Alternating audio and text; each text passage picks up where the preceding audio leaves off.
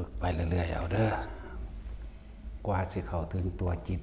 เฮาถูกความคิดนั่นหลอกลวงให้ผิดให้ถูกให้สุขให้ทุกข์ต่างๆนานาสารพัดเที่ยวเวียนว่ายแต่เกิดนับประมาณศาสตร์บ่ได้นับกลับบ่ได้นับอสงไขยบ่ได้นั่นนับอสงไขยกลับอีกนั่นแหละจังว่ากว่าจะถึงตัวจิตพวกเขาถูกความคิดหลอกลวงให้เข้าไปยึดมั่นถือมั่นในความผิดในความถูกในตัวกูในของกูในสุขในทุกข์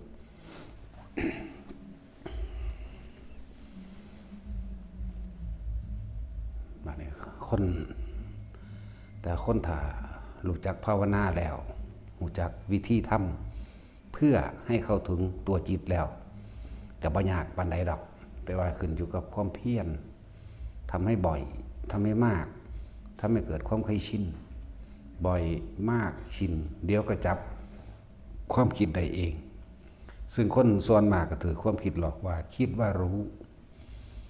แต่ไม่รู้ว่าตัวเองคิดจึงเข้าไปจับเอาในความผิดจับเอาในความถูกสุขทุกข์จึงเกิดเมื่อสุขทุกข์เกิดอารมณ์มันเกิดภพชาติก็จึงเกิดเวียนว่ายตายเกิดไปเรื่อยๆเพราะเขาไปยึดมั่นถือมั่นเอาในความเห็นว่าผิดเห็นว่าถูกเห็นว่าสุขเห็นว่าทุกข์นั่นแหละและเข้าใจว่าเจ้าของรู้นั่นเองจังว่าเฮาจึงมีการภาวนาเพื่อที่สังเกตความคิดเจ้าของพูดถึงตัวจิตจริงๆครับไม่ใช่จิตมีแต่รู้กะไม่มีตัวไม่มีตนนะรู้ซื่อๆรู้โดยบ่ได้มีความคิดเข้าไปแทรกแซงหาเหตุผลสรุปว่าผิดว่าถูกว่าเกิดขึ้นจากอะไรว่าอะไรเป็นอะไรนะพวกเขาถูกจิตหลอกถูกหลอกความคิดเป็นตัวหลอกความคิดเป็นตัวหลอกทั้งว่าแต่ละคนก็เลยมีวิธีนี่แหละกรรมฐานหรือฐานที่ตั้งแห่งการกระทำทางใจคือพยายามมัดผูกมัดให้ความคิดมีที่อยู่โดยการคิดเดียวจึงว่าเพ่งอยู่ในฌานโดยอาศัยลมหายใจอาศัยลมหายใจเป็นตัวเพ่งก็ใส่ความรู้สึกเพ่งนั่นแหละจิตเพ่งก็ว่าความรู้สึกเพ่งก็ว่ารู้อยู่โดยลมเข้าออกก็ว่านะถ้าเอิ้นโดยหลักสูตรมันว่าอานาปานสตินะด้วยสติปัฏฐาน4หรือว่าความคิดถึงลมหายใจเข้าออกหรือรู้สึกอยู่กับลมหายใจเข้าออกเมื่อเพ่งเมื่อรู้สึกอยู่กับลมหายใจเข้าออกหลังจากไม่คิดเป็นอื่นนี่คือเป็นวิธีหลอกความคิดบ่ให้มันคิดไปเรื่องอื่นๆเพราะถูกหลอกมานานก็เลยหลอกให้มันอยู่ในคิดเดียวจิตเดียวรู้ในสิ่งเดียวคือรู้สึกตัวกับลมหายใจเข้าออกมั่งหลังจากนั้นอาการปิติต่างๆก็เกิดอีกเมื่ออาการปิติต่างๆก็เกิดมีขนลุกขนพองสยองก้าวเรียกว่าขุทกาปิติเป็นภาษาบาลีว่าขุทกาปิติคือขนลุกขนขิ้งลุกขนขิ้งลุกขนหัวลุกบัดนี้ความคิดก็สิไปหลอกอีกนี่เห็นว่าล่ะความคิดสิหลอกว่าผีว่าเขามาขอส่วนบุญแล้วก็สิหาเหตุผลว่าเกิดขึ้นจากหยังว่าเฮ็ดผิดหรือเฮ็ดถูกแล้วก็สิมีความกังวลกลัวก็มีกล้าก็มีเห็นบ่ล่ะจังซั่นแล้วนั่นแหละจังว่าความคิดนี่ออกไปหลอกหลอกเรื่องสั้นบางที่ปิติอันนึงเกิดคณิกาปิติร้องไห้ปิติตัวนี้ส่วนมากเกิดขึ้นจากการใคร่ครวญพิจารณาทำคำสอนที่เวลาฟังธรรมมันเกิดไปถูกตรงกับความรู้สึกเจ้าของมันยอมรับความคิดอย่างอื่นมันสิบ่แล่นไปมันสิเป็นจิตร่วมคือบ่คิดกระจายพวกความคิดออกไปมันเลยแสดงออกมาทางกายคือการร้องไห้น้ำตาไหลแต่ว่าความจริงแล้วไม่ใช่ร้องไห้เพราะความเสียใจหรือดีใจแบบโลกเด้นั่นเป็นอาการจิต ที่มันเกิดความสับสนในธรรมมันปัสสัทธิมันผ่อนมันคลายมันถูกจุดของมันเองมันเลยเกิดอาการตัวนี้ออกมาเพื่อเลยมาใส่สื่อให้มันว่าคณิกาปิติคือร้องไห้ภาษาโลกเขาว่าร้องไห้แต่จริงบ่แม่นจิตมันสาบซึ้งมันเลยเปล่งความรู้สึกออกเพราะว่าจิตกับกายมันเนื่องกันอยู่มันก็เลยต้องเป็นแบบนั้นปิติที่สามแต่ว่าในขณะปิติที่สองเนี่ยเฮาก็เลยมีความคิดหลอกอีกคือพยายามคุ้มบ่ให้มันให้จากอายคนนั่นเห็นบ่ล่ะอยากอายคนกันไว้คุ้มมันไว้เฮาบ่รู้มันซื่อๆแล้วปล่อยมันไปเฮาเอาความคิดไปพยายามคุมมันนี่แหละเอิ้นว่าความคิดหลอกคุมมันว่าจากอายคนยันเขาว่าเป็นบ้าเห็นบ่อีหยังเป็นบาปมันมาให้อีหยังอยู่นี่เห็นบ่นั่นแหละเลิกเกิดความกลัวย่านผิดย่านถูกก็ว่าอีกทั้งกลัวมั่งทั้งยังมั่งมันเลยความคิดหลอกเพราะว่าเฮามันชินแบบโลกมาเห็นบ่สัตว์ย่านเขาว่าเป็นบาปนี่ก็คือชินย่านเขาว่าเจ้าของบ่ดีนี่ก็คือชินกับความรู้สึกแบบนี้เฮาก็เลยถอนออกยากต่อมาปีติที่สามอาจจะพากันมาบางที่ร่างกายมันก็โยกเลยโยกซ้ายโยกขวาแบบนี้แหละบางที่มันก็โยกหน้าโยกหลังบางที่ก็หมุนหนึบเนินเอากูคือเป็นเท่านี้นั่นความคิดหลอกอีกละเห็นปะเฮาบ่รู้อยู่ซื่อๆไหมความคิดหลอกเด้คือเป็นแบบนี้กูเฮ็ดผิดเรื่อยตู่มาเมื่อความคิดหลอกอีกเทื่อนึงบางที่ก็เกิดความคนพองสยองก้าวแทรกซ้อนมาอีกเด้วื้อขึ้นมาเลยความคิดก็หลอกซ่อนไปอีกเด้หลอกซ่อนไปอีกปุ้ยมันผีบ่เนาะบาดนี้เนาะว่ะไปได้บาดนี่พูดละไปละนี่ปิติสามปิติสี่คือการเห็นความแสงสว่างเกิดขึ้นคำว่าแสงสว่างเกิดขึ้นนั่นคือเพิ่นแปลไว้หน้าเดียวนึงเด้จากว่าละแสงสว่างได้เกิดขึ้นเป็นดุจดังสายฟ้าแลบนี่โอกันติกาปิติปิติที่สี่สื่อมันวางสันแต่ว่าในตัวนี้มันมากมายเดี๋ยวเอาอธิบายที่หลังตัวนี้สิมากมายความคิดสิหลอกเขาเยอะแยะเลยตัวนี้ถูกหลอกมากที่สุดเอาปิติที่ห้าหลัดมาสักก่อนนี่เรียงลำดับตามหลักสูตรซื้อได้นี่เรียงลำดับตามตำราปิติที่ห้าคืออุพงคาปิติหมายถึงว่ามีความรู้สึกว่ากายนั้นลอยขึ้นหนึ่งลอยขึ้นทั้งกายสองมีความรู้สึกว่ากายนี้ยืดขึ้นทะลุสังกะสีทะลุกำแพงทะลุผนังถ้ำจนถึงชิฟ้าหลักรู้สึกว่าลอยขึ้นหรือบางครั้งเขารู้สึกว่าเบ่งขึ้นตึงปึ้งขึ้นอ้วนขึ้นนะแบบนั้นเดี๋ยวเขาก็สิความคิดหลอกว่าความคิดสิหลอกเขาอีกคือเหตุไหนเขาตกใจเพราะความคิดมันหลอกว่าลอยขึ้นจริงๆแล้วก็หลอกต่อซ้อนเข้าไปอีกแต่มันลอยจริงๆคุณลงมาได้บ่ไปอีกแล้วมันจะไปตกใส่บานนี่ย่านไปอยู่ผู้เดียวมั่งย่านเป็นสารพัดนั่นแหละหลอกซ้อนหลอกหลายสันเนาะนั่นแหละความคิดหลอกบางที่มันอ้วนขึ้นมันเบ่งขึ้นเด้อึ้งลึงขึ้นเต็มห้องคนที่รับตาส่วนมากกับมื่นตาเบิ่งเลยเห็นว่าความคิดหลอกให้มื่นตาเบิ่งแล้วก็ตกใจตอนคือว่ามันเหมือนกับลอยขึ้นปึ๊บบะหนึ่งนี่พวกรับตาความคิดสิหลอกแบบนี้รับตาเอามือมาคมไว้อย่าลอยขึ้นจริงๆนั่นเรียกว่าความคิดหลอกนั่นแหละนี่เป็นข่าวๆแต่ว่าตัวที่หลอกได้มากที่สุดแบบนี้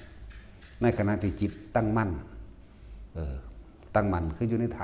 านที่ตั้งแห่งจิตที่เขาเอาความรู้สึกบางคนอยู่ในฐานที่ตั้งแห่งจิตโดยลมหายใจบางคนโดยอุณาโลมเกิดขึ้นระหว่างกลางหน้าผากบางคนก็เคลื่อนไปตรงกลางหัวบางคนก็อยู่ระหว่างท่ามกลางอกบาดนี้มันจะมีทั้งหลับตาและลืมตาเป็นอย่างขึ้นเน้นเหตุสมาธิลืมตามื่นตาว่าเน้นมื่นตาได้ว่าได้เน้นหลับตาแต่ว่าหลับตาก็มีอยู่ส่วนมาก มันก็รับเอาเองเวลามันตั้งมันแม่นบ่บัดนี้ที่แรกเขาก็มื่นตาเพื่อสิขจัดปิติคนลุกคนพองสยองก้าวเพื่อจะปิติเพื่อที่บ่ให้สงสัยในอาการโยกสั่นทรายเพื่อที่บ่ให้สงสัยในการน้ำตาไหลเพื่อที่บ่ให้สงสัยในแสงสว่างเกิดขึ้นเพราะๆปิ๊บๆหยังก็แล้วเพื่อที่ให้คลายความสงสัยในอุปงคาปิติคือลอยขึ้นหรือมันเบ่งขึ้นตามันเห็นอยู่มันบ่ลอยมันบ่เบ่งมันบ่ยืดมันบ่วูบมันบ่เห็นแสงบ่แบบเห็นบ่แบบนี้ส่วนมากถ้าเฮาจับจุดตัวนี้ได้แล้วให้ทุกคนมาตั้งมั่นสมาธิแปลว่าจิตตั้งมั่นจิตกับผู้รู้ผู้รู้กับจิตแต่ว่าเราถูกความคิดหลอกเข้าใจว่านี่เป็นเดียวกันก็เลยมาตั้งความรู้สึกไว้นี่ใช่ป่ะตั้งความรู้สึกไว้นี่ปึ๊บเวลามันตั้งมันไปเรื่อยๆมันสิเคลิ้มไปทางหลับเคลิ้มไปทางหลับแต่ว่ารู้มีสติดีอยู่เด้แต่ว่าร่างกายมันหลับตาลงมันหลับตาลงมันสิหลับเอาเองดอกเป็นเอาเองบัดนี้สิถูกหลอกมากที่สุดคือการเห็นจากบ่าคือการเห็นบ่แม่นแค่ว่าแสงสว่างเป็นดุจดั่งสายฟ้าแลบเด้นี่เว้าโดยตำราแต่ว่ามันมีเกินนั่นเว้าโดยประสบการณ์ของแต่ละคนหรือตัวเฮาเองล่ะเป็นหลักอยู่แล้วบางที่แสงมาจากไกลๆวุบเข้าหน้าเฮาจังซี่ก็มีที่แรกน้อยๆฮิๆมาเลยใหญ่ขึ้นนี่ขึ้นมาวุบใส่เฮาความคิดมันสิหลอกเฮาว่าบางที่เฮ็ดนะลบเองโดยอัตโนมัติเพราะว่าเฮาบ่ทันความคิดมันเร็วอยากบ่หลับตานี่บางหลับตาจังซี่ทันทีเลยเด้มื่นตาเบิ่งพอว่าแล้วความคิดก็สิหลอกความคิดซ้อนกันเข้าไปอีกอยากบ่เกิดขึ้นจากหยังโอ้ยอย่างซั่นสิเอาอยู่ผู้เดียวนั่นแหละคิดอยู่ผู้เดียวนั่นแหละนี่คือความคิดหลอกโดยบ่ทันความคิดเด้อบางที่แสงสว่างว้าบขึ้นเลยแจ้งเบิดว้าบขึ้นที่แรกเป็นเหมือนลูกกลมๆว้าบขึ้นมาแล้วแจ้งปันดวงอาทิตย์ก็มีบัดนี้เฮาสิมื่นตาเบิ่งนั่นเร็วบ่ล่ะความคิดหลอกให้มื่นตาเบิ่งว่าจริงแล้วบ่จริงบางที่คนที่นั่งอยู่ในห้องมืดหลับตามันสิเป็นคือเปิดไฟเด้มันสิแจ้งทั่วห้องนั่นแหละแจ้งทั่วห้องเลยทั้งที่ข้างหลังเฮาบ่ได้เหลียวเบิ่งจังซี่แต่ว่าก็รู้ว่าแจ้งทั่วห้องเข้าใจว่าล่ะแล้วเฮาก็มื่นตาเบิ่งนั่นความคิดหลอกอีกเจอมากที่สุดคำพวกนิมิตต่างๆเรื่องนิมิตก็ว่านะนิมิตตัวนี้อยู่ในหมวดของโอกันติกาปิติแสงสว่างได้เกิดขึ้นแต่เพิ่นแปลหน้าเดียวจากบ่ล่ะนั่นแหละหลอกให้เฮาออกจากความตั้งมั่นเข้าใจบ่นี่หลอกให้เฮาออกจากฐานความคิดหลอกความคิดหลอกจิตกว่าเฮาสิเข้าถึงจิตตัวจิตจริงๆคือรู้เฉยๆนี่แต่ว่าถูกความคิดหลอกมาเลยมันบ่อาจสามารถที่เฮาหยุดคิดได้เข้าใจว่าถ้าหยุดคิดคือรู้อยู่ซื่อๆเด้หยุดคิดนี่สิรู้อยู่ซื่อโดยไม่เข้าไปคิดไปนึกไปปรุงไปแต่งไปหาเหตุหาผลไปสรุปผิดถูกบุญบาปชั่วดีก็เกิดอารมณ์อะไรถ้ามันรู้อยู่ซื่อๆจากวันนี้ดังว่าเฮาถูกความคิดหลอกมานานบ่เป็นแค่นั้นเด้คำว่านิมิตต่างๆบัดนี้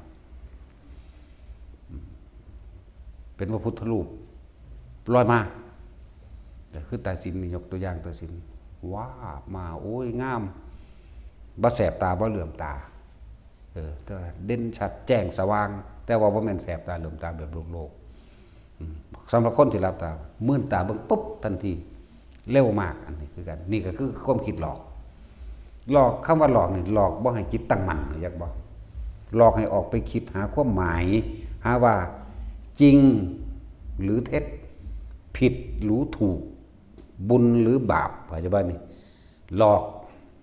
แบบนี้พอเฮาเคยชินในผิดในถูกในจริงในบ่จริง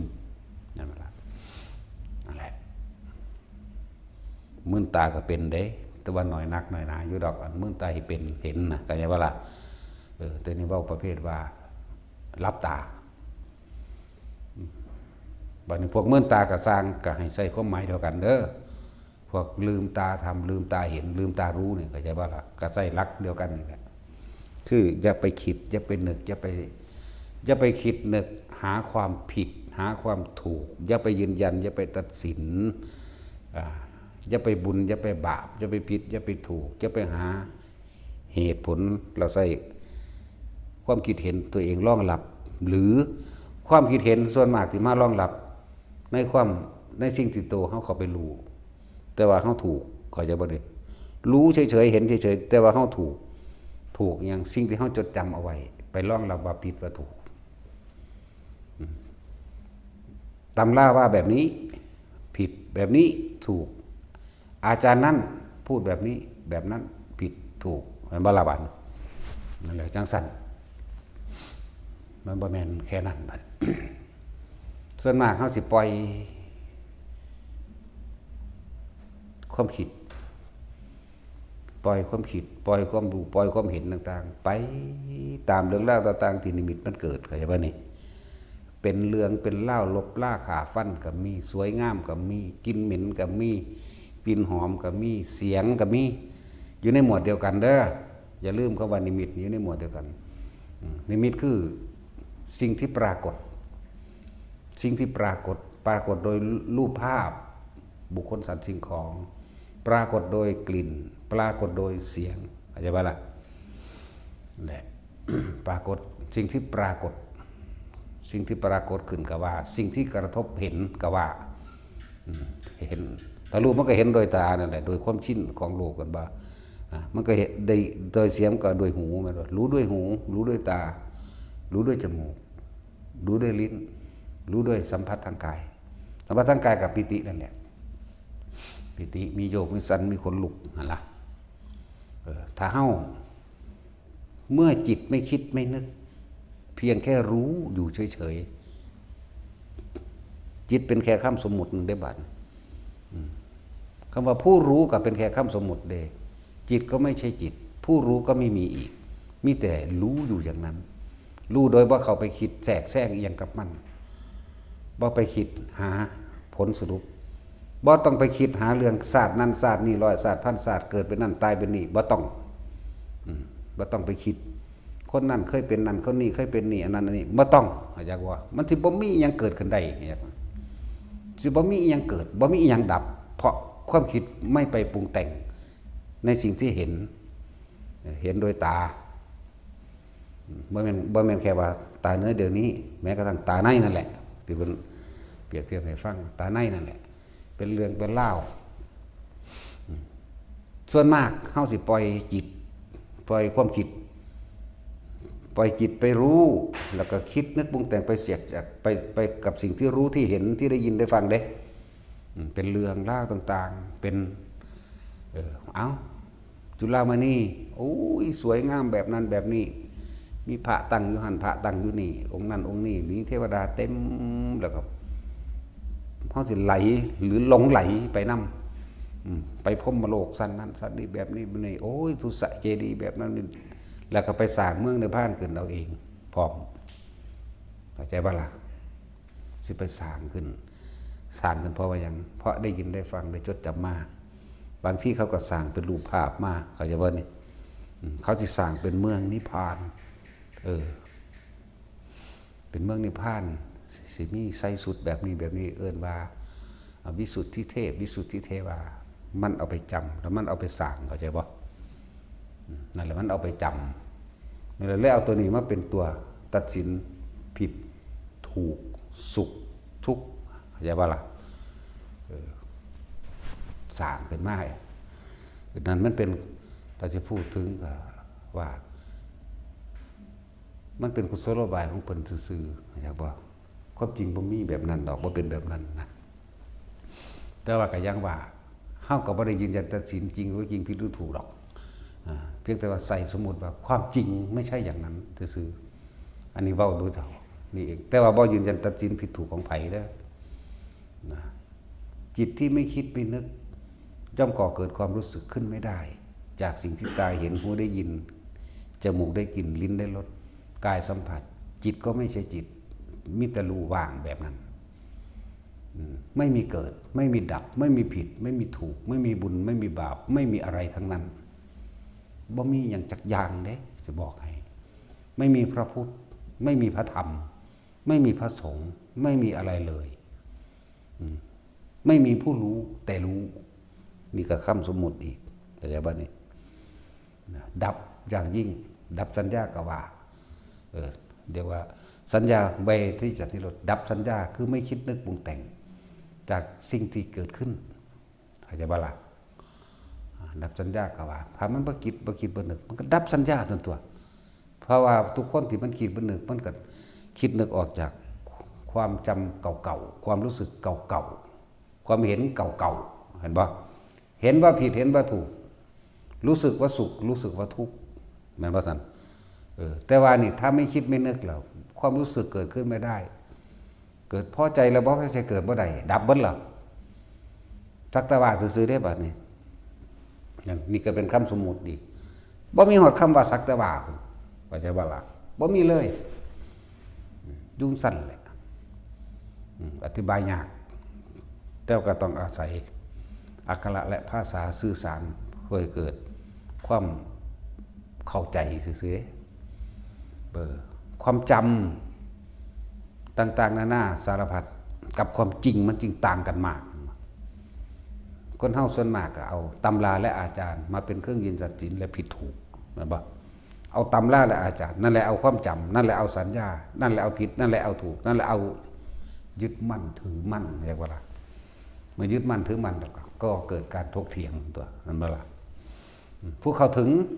ตัวจิตจริงๆคือรู้เฉยๆรู้ก็ไม่ใช่รู้พุ่นเด้ว่าธรรมดาเด้แต่ว่าต้องอาศัยคำพูดมาสื่อสารให้รู้ซื่อเด้เขาบ่เถียงเด้แล้วเขาก็บ่ตัดสินไปให้พร้อมนะเป็นธรรมดาและกว่าจะเข้าถึงตัวจิตเราถูกความคิดหลอกลวงมาตลอดกับตลอดกันนานนับอสงไขยประมาณไม่ได้เพราะสัญญาเห็นบ่ล่ะสัญญาจึงเป็นของที่ละเอียดแต่ที่เราเรื่องสัญญาที่สัญญาเวทนาสังขารวิญญาณก็อันเดียวกันร่วมอยู่ในตัวเดียวกันแต่ว่าเขาเอาคำว่าสัญญามาเด่นขึ้นซื่อๆอยากว่าล่ะเพื่อเกิดความเข้าใจง่ายอันใดว่าผิดอันใดว่าถูก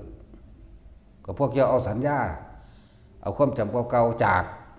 ครูบาอาจารย์จากตำราแม่นบ่นี่เห็นบ่นี่เพิ่นเขียนว่าดิมันบ่ล่ะจังซั่นแล้วนี่เอามาถกเถียงกันความจริงบ่มีผิดบ่มีถูกจะว่าล่ะจริงสำหรับผู้เข้าถึงจิตแต่ผู้ยังไม่เข้าถึงผู้ยังถูกความคิดหลอกมีจริงมีเท็จมีจริงมีปลอมมีผิดมีถูกมีสุขมีทุกข์ที่จริงบ่มีหยังสุขบ่มีหยังทุกข์พร้อมที่สุขที่ทุกข์เพราะยึดในสัญญาเก่าๆเข้าใจว่าล่ะร่างกายเจ็บปวดก็บ่ทุกข์ป่วยไข้ก็บ่ทุกข์บ่มีอีหยังเลยเพราะมันบ่ได้เข้าไปยึดแล้วจักบ่แต่ว่ามันรู้แม้นเจ็บก็บ่เก็บฮู้จักบ่นี่มันบ่เข้ามาถึงตัวรู้เด้มันบ่เข้ามาถึงตัวจิตเด้นั่นแหละฝึกทุกคนฝึกได้ทั้งนั้นธรรมะนี่ตายตัวอยู่แล้วแล้วก็บ่เลือกชนชั้นวรรณะบ่ได้เลือกหญิงเลือกชายบ่ได้เลือกว่าคนพิการตาบอดหรือหูหนวกแขนขาขาดได้ทั้งหมดมันได้เลือกชนชาติศาสนาได้ทั้งสิ้นมนุษย์ทุกคนฝึกได้ทุกคนเลยอย่าท้ออย่าถอยให้ก็ดีอย่าให้ความคิดมันหลอกว่าโอ้ยกูบ่มีวาสนานั่นเห็นบ่ล่ะเข้าไปทางนั้นอุทจักเป็นคนซึมเซ่อน้อยใจแล้วก็ลำพึงลำพันในว่าตัวเองบ่มีวาสนาคือผู้นั้นผู้นี้ความคิดหลอกเห็นบ่แต่มีตัวหนึ่งก็ต้องมี5ตัวในนิวรณ์5มันบ่ยากขามนิวรณ์ตัวเดียวนึงแต่ว่านิวรณ์ละแยกนิวรณ์ตัวเดียวแต่ว่ามาแยกความละเอียดของมันกามฉันทะกามานิวรณ์จากความพอใจที่จะสงบมั่งเห็นบ่ถ้ามีความพอใจที่สงบ ความไม่พอใจก็เกิดขึ้นเหมือนกันปฏิฆะบ่ไม่พอใจนั่นนี่นั่นสองอย่างสองตัวเหรอเด้สงสัยวิกิกิจฉาเห็นบ่ล่ะเป็นความสงสัยกูเฮ็ดผิดนั่นบ่นั่นพวกครูบาอาจารย์คือว่าถ้าศีลบ่บริสุทธิ์ภาวนาบ่ลงสมาธิบ่ได้แม่นบ่หนังสือตำราและอาจารย์ว่าแม่นบ่ล่ะตำราและอาจารย์ว่านี่ภาวนาบ่ได้เพราะว่าศีลกูบ่บริสุทธิ์หรือว่าเป็นน้ำกูเฮ็ดนั่นเฮ็ดนี่วะแม่นบ่ล่ะนั่นแหละสงสัยเลยเกิดความบ่พอใจปฏิฆะบ่พอใจแล้วปฏิฆะบ่แปลว่าแต่อาฆาตอย่างเดียวดอกจักบ่ล่ะจังซั่นจังซี่เลยเกิดความซึมเซ่อในตัวเองแบบน้อยใจจักบ่เงาหงอยน้อยใจในวาสนาว่าดินั่นแหละถูกหลอกเห็นบ่ความคิดหลอกได้นั่นว่าศีลบ่บริสุทธิ์มั่งว่าทำผิดนั่นนี่มั่งถ้าเฮาบ่คิดบ่นึกมันเป็นหยังสิบ่บริสุทธิ์เด้อนี่อย่าว่าล่ะมันเป็นนึกถึงสัญญาเก่าๆว่ากูเฮ็ดผิดนั่นเฮ็ดผิดนี่ซื่อๆเด้แต่ว่าเว้นไว้แต่อนันตริยกรรมเด้จักบ่เฮ็ดผิดมันอื่นได้ทั้งนั้นอนันตริยกรรมมันภาวนาบ่ได้ดอกมันเป็นอย่างที่อยู่เหนือต่างๆที่เฮาสิควบคุมได้จักบ่ล่ะบาปกรรมนั้นใหญ่ฆ่าพ่อฆ่าแม่ลองเบิ่งแหน่ฆ่าพระพุทธเจ้าพยายามทำลายพระพุทธเจ้ามื้อนี้นั่นว่าซั่นเฮ็ดสังฆเพศเฮ็ดคนแตกแยกกันมื้อนี้นั่นแหละมันใหญ่มันหนักฆ่าพระอรหันต์จังซี่นั่นแหละนอกนั้นได้เบิดยกตัวอย่างสันตติอมาตย์แล้วสิมีศีลมาแต่ทางใดแม่นบ่สันตติอมาตย์เป็นเสนาบดีของพระเจ้าปัสเสนพวกเดรัจฉีมาสร้างวัดพวกเดรัจฉีมาสร้างสำนักอยู่ข้างกันนั่นแหละครับวัดเชตวันแต่ว่าล่ะก็ว่าข้างก็ว่ามันติดกันดอกก็ระวังกันนั่นแหละเข้าใจบ่ล่ะเพื่อสิแข่งกันนั่นแหละพุทธเจ้าเว้าต่างๆนานาสารพัดให้ฟังในความเป็นอันตรายต่อไปเขาสิบ่ได้ยึดแค่นี้มหาบพิตรเห็นแก่ลาภสักการะเห็นแก่ท่องหาเหลี่ยมเกียรตินี่เห็นแก่เงินเห็นแก่ม้าเห็นแก่ช้างเห็นแก่แค่สิ่งเหล่านี้เขาเอาสิ่งเหล่านี้มารอไว้เพื่อความโลภของตนเองเขาสิยึดเอาลูกเอาเมียบ่ว่าแต่แค่นั้นเขาสิยึดเอาเบิดแม้กระทั่งสิบ่มีแผ่นดินที่อยู่จังเห็นก็ไปเว้าเรื่องราวต่างๆให้สันตติอมาตย์ฟังเลยยกให้สันตติมาว่าท่านมีวิธีใดจัดการให้จัดการซะสิ้นซากนั่นว่าสันตติอมาตย์ก็พากำลังพ้นไปฆ่าตายเบิดจะร้องใช้ชนะพระราชากับประธานนั่งในวังในอายุ16 ปีสันตติอมาตย์40 กว่าปีกำลังแห้งได้ตอนนั้นบาลา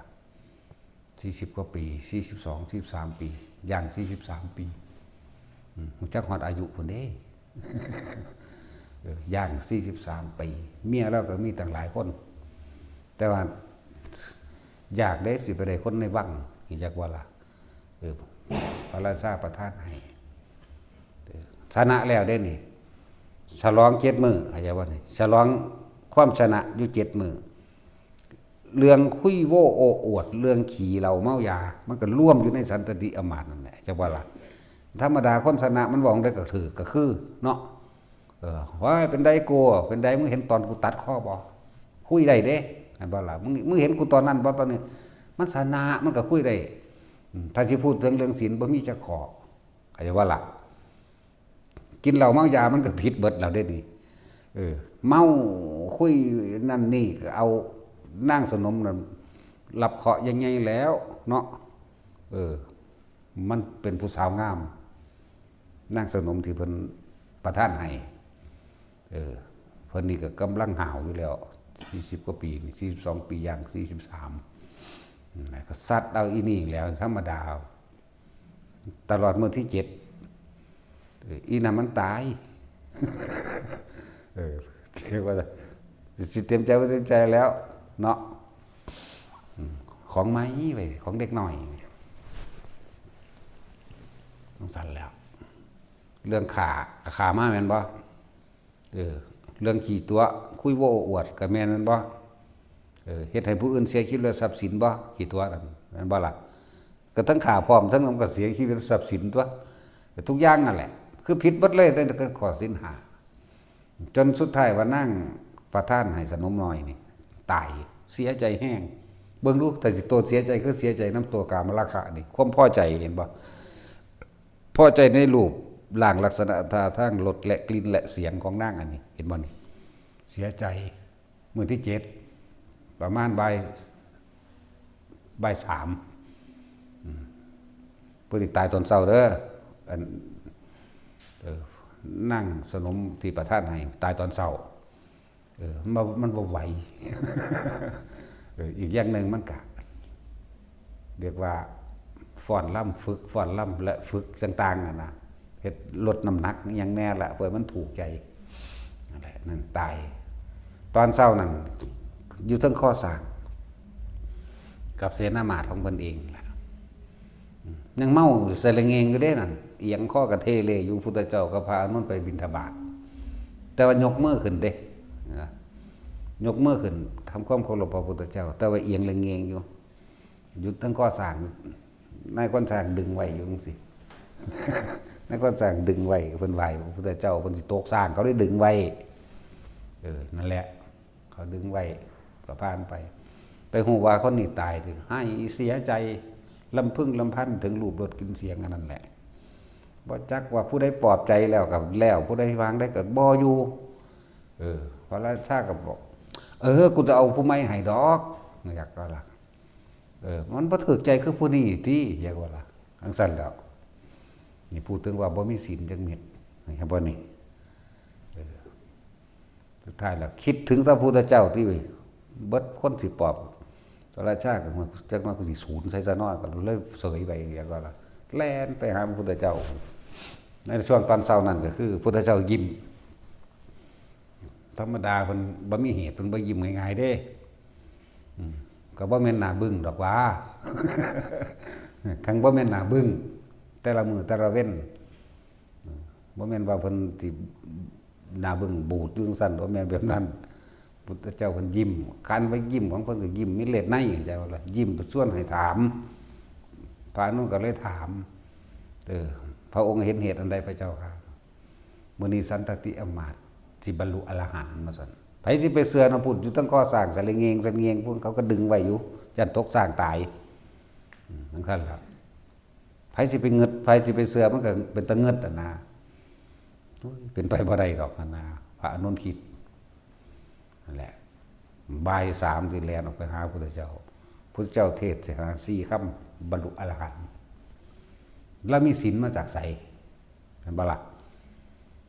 เพราะว่าเราบ่ใครครวญคำนึงคิดถึงสิ่งที่ล่วงมาแล้วสัญญาอดีตเข้าใจบ่ล่ะเพราะลาเล่าบ่ไปได้คิดถึงขั้นนั้นเลยตอนในขณะนั้นจิตเราจอตั้งมั่นอยู่กับคำสอนพระพุทธเจ้าอดีตเป็นสิ่งที่ผ่านมาแล้วบ่อาจสามารถจะไปแก้ไขหรือนำคืนกลับมาได้ดังไว้เป็นหยังก็บ่ทำใจอยู่ในปัจจุบันรู้สึกในปัจจุบันให้ได้สัตว์โลกทั้งหลายที่สิเกิดแล้วบ่ตายบ่มีแม่นบ่แม่นนั่นเพิ่นบ่ตอบดอกคำเว้านั่นน่ะที่จริงเพิ่นอยู่ทางในเพิ่นรู้แล้วเพิ่นตอบด้วยทางในเพิ่นเองเพิ่นบึ้งสุดท้ายแล้วมีผู้ฆ่าก็ตายบ่ฆ่าก็ตายเพราะร่างกายสังขารของ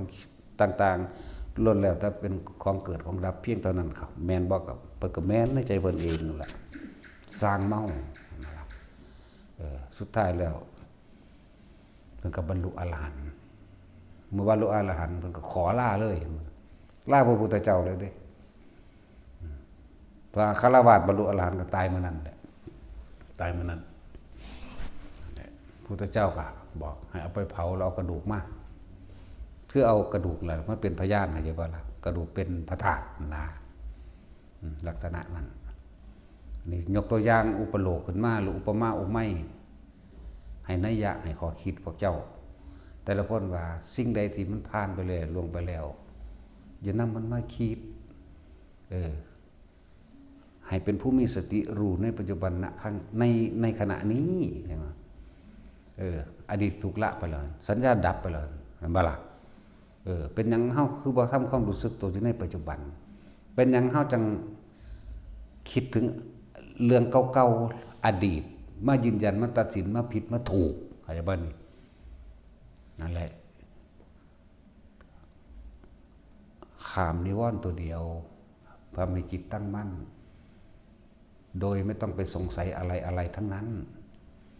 บ่ต้องไปถามหาว่านี่คืออะไรนั่นคืออะไรอันนั้นผิดหรืออันนี้ถูกมันผิดมันถูกเพราะว่าเขาคิดถึงสัญญาในอดีตเห็นบ่คิดถึงสัญญาในอดีตคิดถึงตัวใดคิดถึงครูอาจารย์ตำราและอาจารย์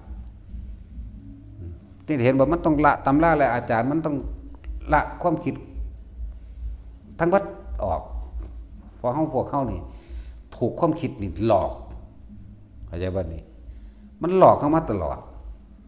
ถ้าเฮาท่านมั่นเฮาบ่คิดบ่นึกอิหยังแค่ทำความรู้สึกอยู่กับลมหายใจมั่งอยู่กับอุณหภูมิอยู่กับความรู้สึกในกายมั่งมันจบแล้วเด้ตักบ่ล่ะความคิดมันเกิดบ่ได้มันเกิดได้เพราะว่าเฮาไปเอาตำราและอาจารย์อันเก่าๆมายืนยันมาตัดสินว่าอันนี้ผิดอันนี้ถูกแต่ว่าผิดเฮากังวลเข้าใจบ่ล่ะไล่เบิ่งตำราแบบโอ้ยกังวลผิดแล้วกังวลโลดเด้ถ้าว่าถูกเด้ดีใจกูเฮ็ดถูกแล้วว่าเด้แล้วก็สิเอาไปยืนยันตัดสินผิดถูกกับบุคคลผู้อื่นไปพร้อมเข้าใจบ่ล่ะนี่แหละพระองค์นึงศีลแล้วดีมาตลอด60พรรษาในมือนั้นในมือไปอาบน้ำมันสิมีเรือมากเนี่ยเรือเพิ่นก็เล่นคืนน้ำอยากว่าล่ะเรือแล่นนะเล่นคืนน้ำบาดอาบน้ำแล้วมันมีแหนคนพวกนี้สิวจักบ่เด้อแหนยาวๆดอกแหนพวกนั้นจักบ่แหนยาวๆติดมันอะไรตกใจว่าตัวเองพาของเกี่ยวถ้าจับทิ่มแล้วโดยบ่ได้คิดมันสิมีหยังเกิดขึ้นได้เด้อนี่อย่าว่าล่ะแน่ถ้ามีแหนโอ้ยกูเป็นอาบัติอยู่ไสอาบัติอยู่ในตำราและอาจารย์บอกภิกษุผ้ากองเขียวเป็นอาบัติเข้าใจว่าล่ะถ้าบ่คิดมันสิมีหยังเกิดขึ้นได้เด้อนี่เลยกังวลใจฟ้าวไปแสดงอาบัติเด้เข้าใจว่าล่ะฟ้าวแล่นไปความคิดกังวลบ่กังวลว่าตัวเองว่าอันตีนไปของหญ้าหัวฟาดพื้นตายซ้ำไปเกิดเป็นจระเข้นั่นทั้งนั้นแล้วความกังวลจักอีแขว่าตอนนี้จักแขว่าโคคนไร้ แปลว่าอีแค่นะนั่นแล้วเท่าเดิมนี่ เพราะมันธรรมดาเด้แล้วภิกษุอีกองค์หนึ่งเมื่อนั้นสิได้ข้ามเรือใส่เรือข้ามฟากไปลงปาติโมกข์อะไรบ้าล่ะเอาตีนไปต้วยลงน้ำทีเดียวนั่นแล้วมันถึกเท่าอันนี้เท่านี่พ่อเข้าใจอยู่ดอกแท็กซี่จักเท่าบ่คือรัฐบาลสีเท่า นั่นแหละมันก็มีมนทินทันตัวมันเท่าหรอกมันบ่ล่ะฝ้าวไปลงอุโบสถนั่นแหละจังซั่นแล้วปานนี้โอ้ยตายละกูเพิ่นอาบัติแล้วเห็นบ่คิดกังวลนำเรื่องว่าเป็นตัวเองภาคของศีลบ่บริสุทธิ์นั่นในความหมายตายละกูแต่ว่าเอ้าสิจังได๋กูก็สิได้ไปแสดงอาบัติก่อนที่ลงปฏิโมกข์คือดอกเหมือนกันเป็นโรคล้มหัวฟาดพื้นตายซ้ำไปเกิดเป็นพญานาค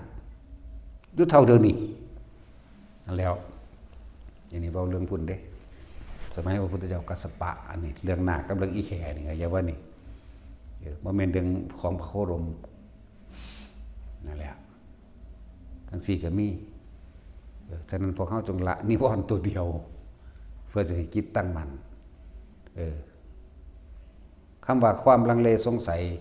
อันนั้นแหละความคิดหลอกอยากว่าล่ะสงสัยว่านี่ผิดสงสัยว่านี่ถูกสงสัยว่านี่จริงสงสัยว่านี่ปลอมความสงสัยจริงปลอมผิดถูกล้วนแล้วมาจากสัญญาตำราและอาจารย์ต่างๆใช่ปะ ถ้าเฮาเป็นผู้รู้ปัจจุบันณขณะอยู่ตรงหน้าจิตไม่คิดไม่นึกจิตคือรู้แต่ความคิดไม่นึกในสิ่งที่ตาเห็นหูได้ยินจมูกได้กลิ่นลิ้นได้รสกายกระทบสัมผัสร้อนหรือหนาวมันก็รู้บ่แม่นว่าโอ้ยหนาวแม่งแท้เข้าใจว่าล่ะถ้าหนาวแม่มึงแท้บ่พอใจแม่นบ่โอ้ฮ้อนแม่มึงแท้ก็บ่พอใจแม่นบ่นั่นแหละฮ้อนมาจากไสฮ้อนมาจากสัญญาหนาวมาจากสัญญาเรื่องเก่าๆทั้งนั้นเลยฮ้อนก็รู้แหมหนาวก็รู้แหมคือว่าคิดนึกปรุงแต่งไหมนี่คือสัมผัสทางกายอย่างบ่นี่สัมผัสทางตานี่บ่นี่เห็นก็เห็นซื่อๆนี่แหละโดยบ่ไปคิดเป็นนึกว่าสวยว่างามเข้าใจบ่นี่ว่าแก่ว่าชราสวยงามบ่มีแก่ไม่มีชราไม่มี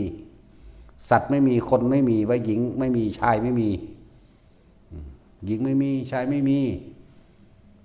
หญิงไม่มีชายบ่มีสัตว์บ่มีบุคคลบ่มีสิ่งของใดๆทั้งสิ้นแต่เห็นเข้าใจบ่นี่มันสิมีหยังใดถ้ามันบ่คิดเข้าใจว่าแท็กซี่บ่มีโตบ่มีตนไม่มีเขาไม่มีเราตัวกูของกูไม่มีมันเลยสักแต่ว่าเห็นได้ยินก็เหมือนกันเด้อเขาจะเว้าเรื่องใดก็ช่างเขาจะคุยกันสนทนากันเรื่องใดก็ช่างแต่เราไม่เอาตำราและอาจารย์หรือสัญญาเก่าๆเข้าไปคุยกับเขาแม้ปากไม่ได้คุยเข้าใจว่านี่แต่ความคิดไปแทรกน้ำเขานี่บางนั้นเว้าผิดบางนั้นเว้าถูกตำราว่าอาจารย์ว่าเข้าใจว่าล่ะสักแต่ว่าได้ยินเฉยๆนี่บ่ได้บ่เขาบอกว่าได้ก็รู้นั่นแหละแต่ว่าในรู้นั่นบ่ผิดบ่ถูกเตี้ยเพราะว่าเฮาบ่เข้าไปยืนยันตัดสินนั่นแล้วบ่เข้าไปยืนยันบ่เข้าไปตัดสินมันจึงไม่มีผิดไม่มีถูกกลิ่นก็เหมือนกันเหม็นก็รู้เหม็นโดดเหม็นหยังนอนั่นไปแล้วเห็นบ่ล่ะเหม็นหยังนอหาเด้หาอุ้ยขีนขากเน่านั่นรู้แล้วก็ได้หยังรู้ว่าขีนขากเน่าก็ได้หยังเป็นหยังตัวนี้นั่นแหละจึงบอกว่าทุกคนถูกความคิดหลอกกว่าจะเข้าถึงตัวจิตกว่าจะเข้าถึงคำว่ารู้เฉยๆความคิดนี่หลอกเข้ามาหลายครั้งแล้วเหม็นขี้ขั้นขากเน่าเหม็นขี้เกียมเน่าขี้โกะเน่าเหม็นหมาเน่านั่นคือไปเห็นต้นตอมันว่าอ๋อหมาเน่าใช่ว่าล่ะรู้เราได้ยังตัวนี้แต่พวกเจ้าถูกความคิดหลอกไปแล้วพบเกิดแล้วอาจจะบ้านหลอกมันบ่พอใจกันหาเนาะเนื้อเหม็นๆนี่หาเด้ เนาะตัดสินทั้งเส้นแล้วเนื้อเหม็นๆหาขนาดนั่นแหละความคิดหลอกแล้วอารมณ์เกิดแล้วพบเกิดแล้วตายในระหว่างนั้นไปตามนั้นแหละไปตามความรู้สึกที่พอใจหรือบ่พอใจนั่นเองเรียกว่าไปเกิดใหม่นั่นแล้วรูปรสกลิ่นเสียงก็เหมือนกันเสียงที่บ่มีเจ้าของเสียงแต่เสียงคนเว้ากันเฮาฮู้อยู่นะเห็นอยู่เขาเว้าเรื่องนั้นแต่ว่าเฮาก็บ่ตัดสินเข้าใจบ่ล่ะคือบ่ผิดบ่ถูกเฮาบ่เอาตำราและอาจารย์เอาสัญญามาผิดมาถูกเข้าใจบ่ความคิดหลอกเฮาบ่ได้บัดนี้เสียงที่บ่มีเจ้าของบัดเสียงห้อยหวนคือเสื้อเฮาอยู่ป่าผู้เดียวนี่เสียงคนเว้ากันพุ่มพั่มมานี่ถ้าเฮาคำว่าว่างจิตเป็นกลางใดคือบ่คิดบ่นึกได้คำว่ากลางแต่ว่าได้ยินอยู่อย่างบ่ล่ะความรู้สึกกล้าและกลัวจะเกิดขึ้นไม่ได้ผิดหรือถูกก็จะเกิดขึ้นไม่ได้ผีก็บ่มีอิหยังก็บ่มีผมมีแต่เสียงที่มันได้ยินซื่อๆอาจจะว่าแท็กซี่อันแล้วเขาสิเว้ากันเรื่องนั้นเรื่องนี้เขาอยู่ป่าผู้เดียวบ่คาดคิดดอกว่าสิมีผู้ใดไปเว้าให้ฟังเว้าเรื่องนั้นเรื่องนี้เว้าเป็นเรื่องเป็นราวไปเลยเด้คือเว้าเรื่องของเฮานี่แหละอันนี้มาเว้าให้ฟังทีหลังซื่อๆได้ว่าเว้าเรื่องของเฮาผู้นั้นเป็นนั่นผู้นั้นเป็นนี่จังซั่นจังซี่นะเว้าไปเด้เป็นคนเว้ากันบ่ได้ว่าเฉพาะเสียงคนเว้ากัน เสียงร้องไห้โหยหวนถ้าเขาคิดว่าผีนั่นความคิดหลอกแล้วไม่รู้เฉยๆรู้โดยเสียงรู้โดยภาพรู้โดยเสียงรู้โดยรสรู้โดยกลิ่นเฉยๆแต่ในรู้นั้นถ้าบ่มีความคิดนึกเข้าไปความรู้สึกพอใจนั้นพอใจเกิดขึ้นมาเลยพบมันดับนั่นแหละพวกเขาถูกความคิดหลอกเสียงโหยหวนหวีดวิวร้องไห้ก็มีเด้ไห้ธรรมดาให้สะอึกสะอื้นเป็นตะเจ็บตะแสบก็มีให้แบบคือถือตีถือเขียนนี่ก็มีเด้เฮาก็หูยิบอยู่แต่ว่าเฮาบ่คิดบ่นึกหยังแน่จบล่ะผีก็บ่มีเพราะว่าเฮาบ่แปลสัญญาเขาว่าผีรู้จักว่าล่ะผีส่วนมากก็มีแต่ในหนังนั่นแหละมันเอามาเทียบมันเนาะพูนนางนาคพระโขนงมั่งยังละไอ้ยามแดงมั่งเนาะตาสิน แก้วขนเหล็กมั่งตึงขึ้นบาดเดียว กันตื่นหลด สั่นแล้วคณะเกตทิพย์อยู่แล้ว ฝุ่นมันไปเอาตัวฝุ่นมาเทียบว่าผีจักว่าล่ะมันเอาสัญญาได้มาเทียบนั่นแหละความคิดหลอกเฮาเบิดถ้าเฮารู้อยู่ซื่อๆดิมันหลอกเฮาบ่ได้บ่มีผีบ่มีผู้หญิงบ่มีผู้ชายทั้งสั้นแล้วบ่มีผิดบ่มีถูกว่าให้ทุกคน ให้มันทันความคิดตัวนี้ความคิดตัวนี้มาจากสัญญาอารมณ์ความรู้สึกและเรื่องเล่าเก่าๆอันมาจากตำราและอาจารย์ตลอดทั้งประสบการณ์แห่งตนพยาบาลตำราอาจารย์ประสบการณ์ตนจะมาเป็นเครื่องยืนยันตัดสินผิดถูกอารมณ์จึงเกิดอะไรวะนั่นแหละคำว่าศีรพัตตุปาทานคือเราเอาพอเขาเอาความเห็นของเขามาเป็นใหญ่นี่เพราะว่าจากการได้ยินได้ฟังได้รู้ได้เห็นได้ยินได้ฟังจากผู้อื่นได้รู้ได้เห็นจากผู้อื่นและการกระทำของตนเองมาเป็นเครื่องยืนยันตัดสินใช่ไหมล่ะมันเลยมีผิดมันเลยมีถูกมันเลยมีอารมณ์ใช่ว่าละบาดเพราะความคิดนี่หลอกบัดนี้เขาบอกจากไหนความคิดหลอกพวกเจ้าก็พยายามตั้งมันอยู่ณจุดใดจุดหนึ่งของกายโดยว่าต้องไปคิดกับสิ่งที่ตาเนื้อเห็นก็ช่างตาทิพย์เห็นก็ช่างนิมิตต่างๆแหละเขาว่าตาทิพย์เทพเทวดาอินพรหมยมยักษ์ก็ช่างผีของก้อยก็ตามผีเปรตก็ตามผีสารพัดผีก็ตามหรือเรื่องเล่าในนรกโลกเปรตก็ตามเรื่องเล่าในนรกเห็นนั่นเห็นนี่เขามาก็ตามญาติตัวเองตรงนรกหรือหลายๆอย่างตรงนรกตาเขาเห็นอยู่ซื่อๆเขาใจบ่เห็นอยู่ซื่อๆโดยที่บ่มีความคิดเขาไปตัดสินผิดถูกโอ้เขาทำกรรมยังเนาะก็เป็นแนวนี้อย่าพึ่งอันนั้นแค่อุปโลกหรืออุปมาอุปไมยขึ้นมาเพื่อสิให้พวกเขาคลายซื่อๆหรือบางที่เป็นกุศโลบายเพื่อให้คนบ่ทำบาปทำกรรมเข้าใจว่าล่ะผู้เพิ่นแสดงนั่นน่ะเพิ่นก็หาคำมาใส่เพื่อให้เฮาเข้าใจในบาปในบุญเข้าใจในเรื่องของกรรมเข้าใจในเรื่องของธรรมคือความจริงจังซั่นแหละแต่ว่าเพิ่นบ่ได้ยืนยันผิดถูกให้ไผได้สิบอกให้เด้อสำหรับผู้เพิ่นพ้นแล้วพ้นออกจากความคิดเข้าใจป่ะคำว่าพ้นออกจากความคิดความคิดไม่อาจสามารถหลอกจิตได้อีกแล้วจิตนี่รู้เฉยๆเรื่องลึกลับภพภูมิต่างๆรุกขเทวดาภูมะเทวดาเขาก็บ่ไปยืนยันตัดสินผิดถูกอีกอย่างแต่ถามว่าเขากำเนิดมาจากใจก็เพียงแต่ว่าคลายความสงสัยเพื่อให้ปล่อยว่างเสียหรือสินยึดมั่นเก่าๆก็บ่รู้ล่ะผู้ฟังเนาะสั่นล่ะเพื่อให้เกิดเห็นบุญเห็นคุณเห็นโทษนะจ๊ะบ่เพื่อให้เห็นคำว่าสัตว์โลกเป็นไปตามกรรมคือการกระทำแห่งตนเทวดาแต่ละสันพรหมโลกแต่ละอันอรูปภพแต่ละอย่างหรือ31ภพภูมิที่ว่ามามันก็รู้จังซี่แหละ แต่ว่ามันก็บ่เพียงแต่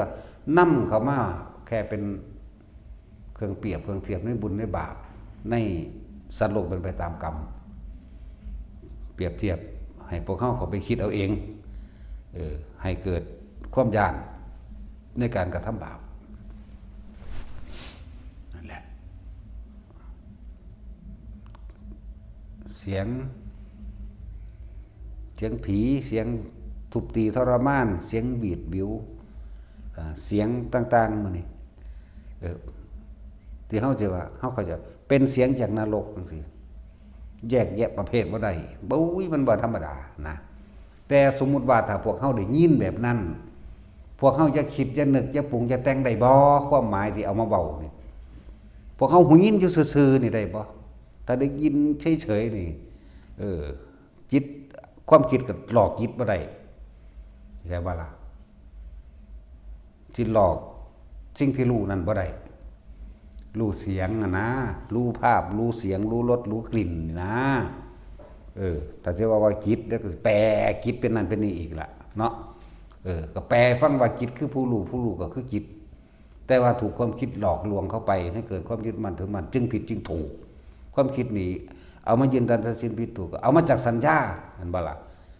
เอามาจากตำราและอาจารย์ตลอดแท้ประสบการณ์แห่งตนมายืนยันตัดสินผิดถูกนะ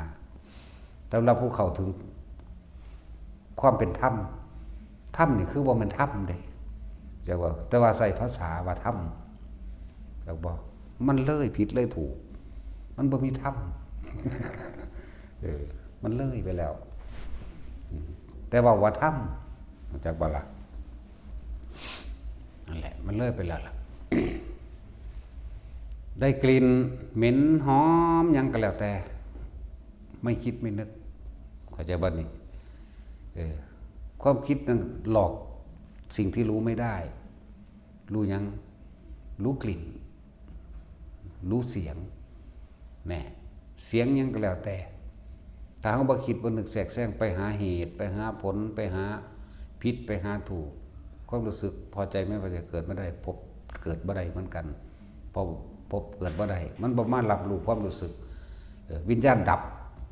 นะวิญญาณกับตัวรับรู้ความรู้สึกกันแหละพอใจบ่พอใจนั่นแหละ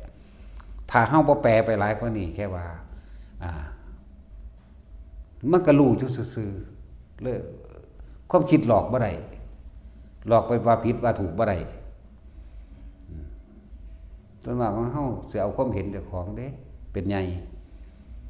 เป็นใหญ่ว่าผิดว่าถูกเพราะจากการได้ยินได้ฟังนี่เห็นบ่จากการได้ยินได้ฟังจากตำราและอาจารย์หรือประสบการณ์ตัวเองนี่แหละจึงบอกว่าความจำกับความจริงมันต่างกันมากแม้กระทั่งประสบการณ์จริงของตนแท้ๆเนี่ยยังบ่เอามายืนยันตัดสินผิดถูกกับไผแม้ความจริงที่เราเข้าไปรู้ไปเห็นเฮาก็บ่ยึดได้บ่นี่ไม่ยึดมั่นถือมั่นเด้นั่นแหละแม้สิ่งที่ประสบการณ์เฮาก็เป็นรู้จริงๆเห็นจริงๆเป็นมาจริงๆนั่นแหละแต่เฮาก็บ่เอามายืนยันตัดสินแต่บ่ล่ะมีแต่แค่เปรียบเทียบให้พวกเฮาคิดเอาเองแล้วแต่จักบ่อะไรว่าพวกเฮานั่นน่ะจงตั้งมั่นอยู่ในฐานที่ตั้งแห่งจิตแห่งตนฐานหนึ่งลมอุณโลมหัวนี่ที่จริงก็อันเดียวกันเบิดนั่นแหละบ่ต้องแยกมันพอบางคนมันบ่ขึ้นมันอยู่กับลมเลยก็อยู่เข้าใจบ่ล่ะก็รู้สึกด้วยลมก็คือรู้ลมก็คือหรือรู้สึกทางกายคืออุณโลมมั่งนิ่มนวลบนหัวมั่งหรือระหว่างท่ามกลางอกรู้แบบโล่งๆรู้แบบว่างๆรู้แบบโปร่งๆแต่ว่าเอาความรู้สึกทางกายรู้มาเป็นเครื่องยืนยันตัวเองว่าเราไม่ส่งจิตออกนอกคือบ่ไหลความคิดหลอกเข้าบ่ได้แม่เฮาบ่ไปคิดจากสิ่งที่ตาเห็นหูได้ยินจมูกได้กินเฮาบ่ไปคิดความคิดจึงหลอกไม่ได้มันจึงบ่มีความผิดมันจึงไม่มีความถูกมันจึงไม่มีบุญไม่มีบาปมันจึงไม่มีตัวกูและของกูมันจึงไม่มีหญิงไม่มีชายไม่มีสัตว์ไม่มีบุคคลไม่มีสิ่งของไม่มีเราเขาเมื่อไรที่เราไม่มีความคิดเขาจะว่านี่ เข้าไปในสิ่งที่ตาเห็นหูได้ยินจมูกได้กลิ่นลิ้นได้รสกายสัมผัสเมื่อนั้นเราก็ไม่มีจากว่าละไม่มีทั้งในโลกนี้และไม่มีในโลกหน้าและไม่มีในที่ทั้งสองดับเป็นนิพพานแต่นิพพานกับบ่มีได้ดอกนี่สิบอกให้ แต่กับนิพพานเรียกว่าละหยุดคิดได้มันกับนิพพานหันตัวก็นี่แหละถือว่าหยุดคิดจากว่าละอสังขตธรรมไม่คิดปรุงแต่งในสิ่งทั้งหลายทั้งปวงที่ตาหูจมูกลิ้นกายรูปรสกลิ่นเสียงกระทบสัมผัสแค่รู้จิตไม่คิดไม่นึกความรู้สึกพอใจไม่พอใจเกิดขึ้นไม่ได้นะจึงบอกว่าความคิดนั้นหลอกสิ่งที่รู้ไม่ได้เพราะว่าเฮาบ่ไปปรุงแต่งในผิดในถูกในพอใจไม่พอใจในสุขในทุกข์เกิดขึ้นไม่ได้อย่าว่าล่ะนั่นแหละจังว่าให้ทุกคนฝึกให้จิตตั้งมั่นฝึกใจความรู้สึกตั้งมั่นอยู่ณจุดเดียวแล้วก็บ่ให้วันไหวเห็นว่าไปตามสิ่งที่โลกธรรมมากระทบถ้าจิตไม่หวั่นไหวคือไม่คิดไม่นึกเมื่อไม่คิดไม่นึกความรู้สึกพอใจไม่พอใจผิดถูกเกิดขึ้นไม่ได้อาจารย์ว่าละพบดับพบดับอย่างไรทุกคนฝึกได้เกิดความค่อยชินได้ชินกับความรู้สึกตัวเฉยๆตั้งที่ตาก็เห็นอย่างว่านี้หูก็ได้ยินจมูกก็ได้กินลิ้นก็ได้รสคือเฮากินข้าวส่วนมากแต่ว่าเผ็ดเป็นยังผ้าเผ็ดสัญญาเนาะนั่นแหละสัญญาอารมณ์ความรู้สึกเก่าๆเผ็ดจางมันก็สิปรุงแต่งไปเอาน้ำปลามาใส่เนาะมันยังไปเอาน้ำปลามาใส่สัญญาอารมณ์ความรู้สึกเก่าๆเห็นบ่ใส่จักหน่อยนะจังพอดีแต่มันติดบ่ล่ะบัดนี้เกิดบ่แล้วสัญญาเก่าเบิดถึงตัวอันพวกเข้าภาพเป็นกันเป็นบ่ายเดี๋ยวนี้เนาะเป็นวัยแต่เกิดนับศาสตร์นับประมาณบ่ได้ก็จำเก่าเบิดนั่นแหละเป็นยังเพิ่นคือบ่ให้ติดใจในรสชาติอาหารเพิ่นคือมีการพิจารณาซึ่งอาหารเนาะนั่นแหละเพิ่นว่าใครว่ายังอัตภาพให้เพียงตาย ให้เป็นไปซ้ำตายซื่อๆเด้คนผิดกันฆ่ากันย้อนรสชาติอาหารก็มีเด้อบ่แม่นเรื่องเล่นๆเด้เห็นบ่จังซั่นแล้วหมู่ภิกษุสงฆ์เฮาก็เพิ่นจังให้พิจารณาอาหารเราสิกินอาหารนี่เพื่อยังอัตภาพให้เป็นไปเฉยๆเด้เป็นไปก็เป็นไปซ้ำตายบ่ได้เป็นไปเพื่อให้เกิดความกำลังมากหรือทำให้ผิวพรรณดีเพิ่นบ่ให้ไปทั้งนั้นเด้คนทั้งโลกมันก็โอ้ยอันนี้บำรุงร่างกายนั่นเฮ็ดให้กระดูกแข็งแรงได้เฮ็ดให้แคลเซียมอันนี้แม่นบ่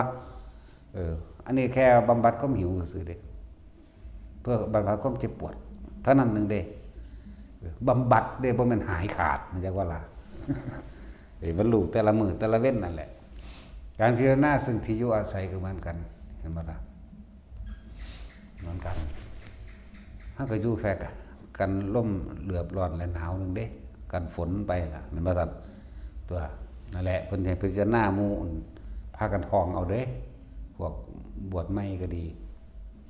บวชเก่าก็สร้างดอกหางคนบ่จักหยังเลยพุ่นดอกเนาะ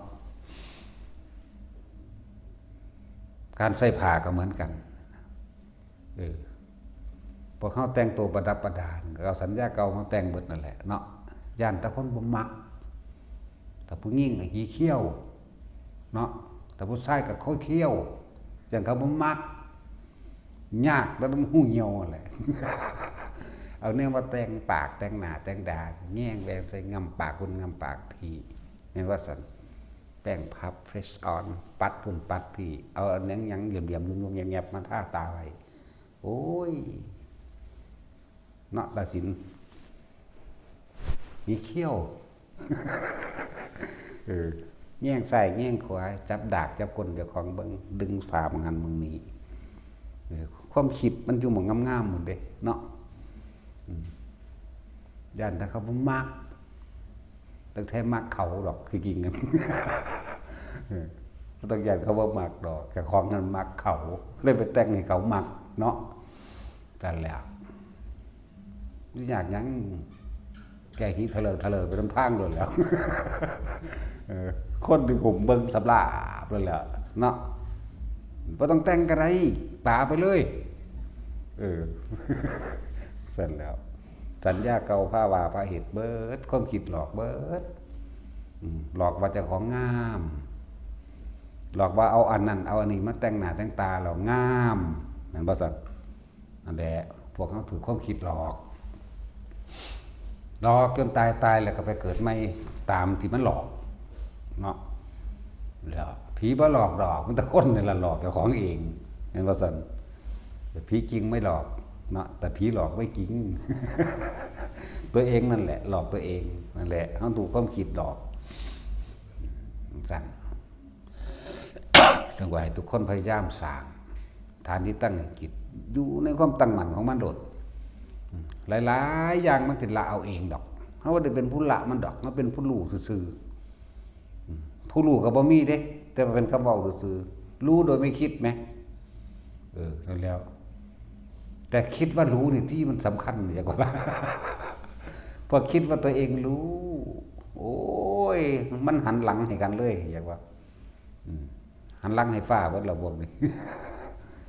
คิดว่าตัวเองรู้นี่หันหลังให้ฟ้าเด้อย่างว่า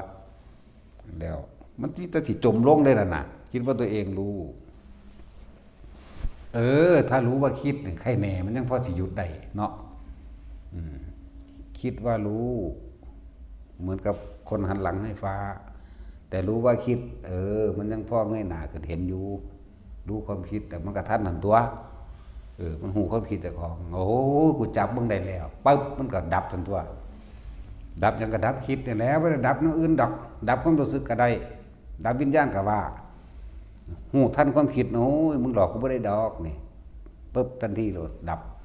หยุดว่างลงเลยบ่มีความคิดคุมคิดกับคิดว่าไรในขณะนั้นขณะตั้งใจคิดกับอะไรเด้สามันเป็นแบบนั้นล่ะนะแต่ให้ทุกคนสร้างฐานที่ตั้งให้คิดให้ดีบ่ต้องไปลังเลบ่ต้องไปสงสัยบ่ต้องไปอีหยังกับมันความรู้ทั้งเบิดนี่ถ่ายทอดให้อยู่เดี๋ยวนี้จักว่าล่ะพวกเจ้าบ่ต้องคิดเองดอกไปคิดให้เบิดแล้ว พวกเจ้าแค่ตั้งฐานที่ตั้งให้คิดอยู่มันได้เถอะตั้งอยู่ในความรู้สึกในกายเจ้าของเองโดยไม่ได้คิดได้นึกอย่างทั้งที่ตาก็เห็นรูปหูก็ได้ยินเสียงเขาจะคุยกันเรื่องใดก็ช่างเขาเราไม่เข้าไปตัดสินไม่มีผิดไม่มีถูกไม่มีเราไม่มีเขาบ่มีสัตว์บ่มีคนบ่มีสุขบ่มีทุกข์อิหยังก็เกิดขึ้นบ่ได้แต่เฮาบ่ไปคิดไปนึกแล้วแม่นว่าล่ะนั่นแหละหูได้ยินเรื่องนั้นเรื่องนี้ตาเห็นอันนั้นอันนี้เห็นหยังก็สร้างบ่มีสัตว์บ่มีคนบ่มีฮอดเสาไม้บ่มีฮอดโลกพุ่นเข้าใจว่าล่ะก็มันบ่คิดนึกแล้วมันสิมีอีหยังจักอย่างมันบ่มีเด้บ่มีต้นแดงต้นดูเด้บ่มีศาลาบ่มีผู้หญิงบ่มีผู้ชายบ่มีผู้เฒ่ามีเด็กน้อยถ้ามันบ่คิดแล้วมันสิไปมีหยังเดี๋ยวนี้เข้าใจบ่ล่ะนั่นแล้วว่าพวกเฮาถูกจิตหลอกมานานนับประสงค์ไขความคิดหลอกจิตก็รู้นั่นแหละแต่มันบ่รู้ จักว่ามันบ่รู้เท่าทันความคิดบ่ได้จึงถูกหลอกจึงซ้อสำนีนั่นแหละได้กลิ่นหยังก็สร้างเหม็นหรือหอมก็รู้ว่าเหม็นว่าหอมอย่าไปนำหาต้นเหตุว่าเหม็นเกิดจากหยังหอมเกิดขึ้นจากหยังอยู่ไสหม่องใดมันไปรู้แล้วพวกเจ้าก็ได้หยังจากการที่เขาไปรู้โอ้ยขี้เกียจเน่าตัวนี้แน่ก็สิได้หยังหลวงตาลักเรียกว่าถูกผีจิ้งเหลนหลอกหลวงตาลักอะไรอยู่นี่วะนั่นเด้อเพิ่นเอากระยามวางไว้พื้นจิ้งเหลนนี่แหละตัวอ่อนๆหน่อยๆน้ำปลาเด็กนี่มันไปนอนมันที่นั่นเอาไปนอนทับมันตายบาดนี้มันตายแล้วมันก็เน่ามันก็เหม็นมันตัวบาดนี้มือที่สองมือที่สามก็เหม็นเขาตัวคิดหาดินั่นเห็นบอกมันบ่ทันความคิดหลอกค ความคิดหลอกโอ้ยเอาแล้วอันนี้เจ้าทีคือแห้งแท้ว่าเด้ถามพวกนั้นพวกนี้พวกเจ้าเหม็นบ่เด้มันเป็นถามกัน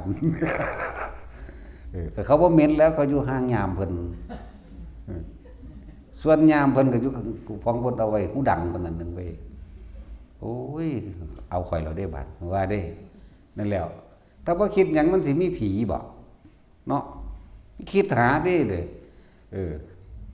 สัญญาเก่าๆว่าผีเจ้าทีอยู่หันผีเจ้าทีอยู่นี่ก็เก่าจากใส่เก่าจากเขาบอกมาเก่าจากเขาบอกเก่าจากตำราก็ว่าเก่าจากเขาคุยให้ฟังก็ว่านี่